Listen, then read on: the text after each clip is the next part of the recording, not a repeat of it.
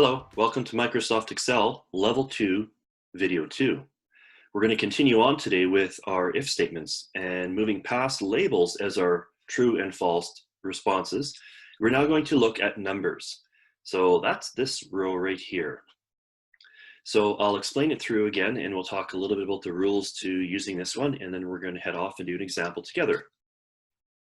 So the difference now, of course, is really only in the true and the false statements.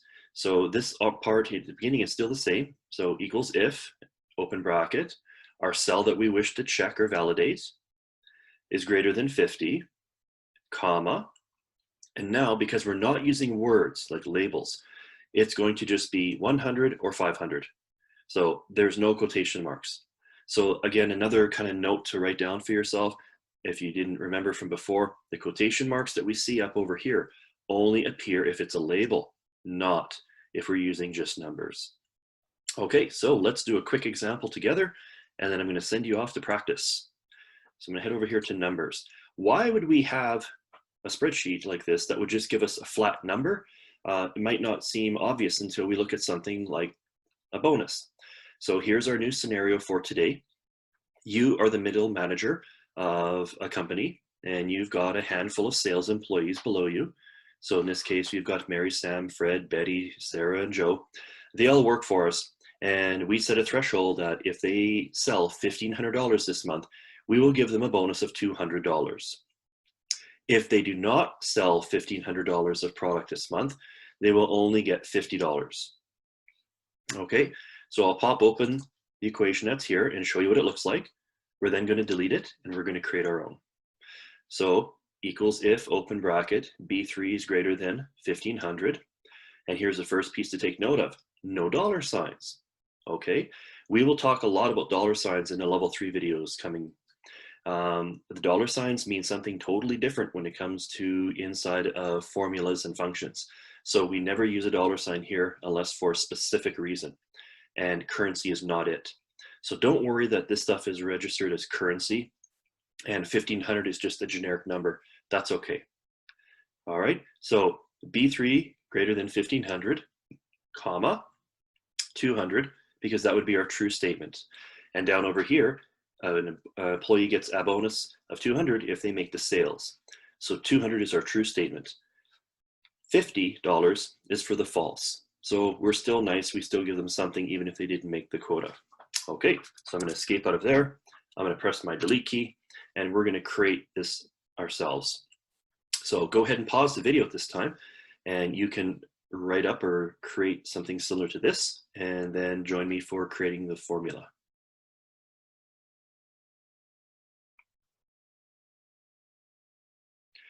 Okay, welcome back, and here we go. So I'm going to click in the cell that I want the answer in. We always start with an equal sign. And our if, shift and 9 to get the open bracket. Now we need our argument. So I'm going to choose the cell, and we're going to then go greater than, and our threshold was 1,500, 1,500.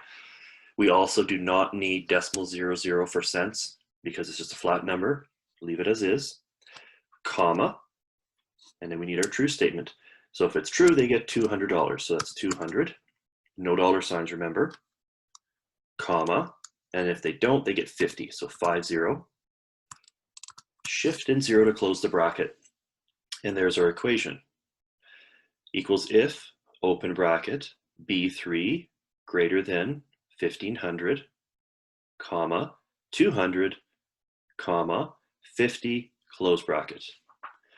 Go ahead and press enter on your keyboard, and we get 50. Now mine does show currency, and the reason that it is because I've done this activity a few times and I've already formatted to currency. Yours won't. Yours will look like this. So let me fix it. So this is what you're going to see on your screen right now, is just numbers, right? And if it was a spreadsheet that was already created for you, that was already functional, and you were just adding this part in, this might already be converted to currency. So let's go ahead. I'll show you how I did that. So using the white cross, we're going to highlight and select that whole section. And then our currency button is right over here. So we're going to give that a click. So downloading a template, for example, this is what you might see. is this is currency. Well, how do I get mine to be currency? Now, usually the proper way to do this is not to click on the 50 and turn that into dollars right now, because when you flow it down, oftentimes it doesn't flow down as currency. Remember, the currency sticks to the cell. That's a cell formatting. It's not part of the equation. So your best way to do this is to use the black cross, hold your left mouse button down, pull these down to apply it to the whole row, sorry, the whole column, all the way to the bottom row. And now we've got all of our answers. They're already still highlighted. So now we can go over here and hit the dollar sign, and it converts it to currency after. This idea of flipping it to dollars or yens or whatever currency that you wish to use, that is usually the last step. We don't usually do that earlier on.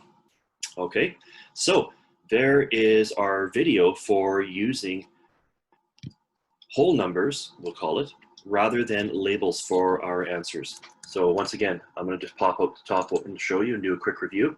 When we use whole numbers or any numbers in here at all, it comes out as just numbers. There's no quotation marks. There's nothing extra that we need to add. So that's the difference. Back to our title screen here, you can see it again.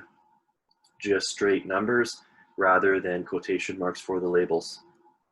Okay, so I'd encourage you to practice away on this one. And our next video in this series is going to kind of ratchet it up a little bit more in terms of complexity. Thanks for watching.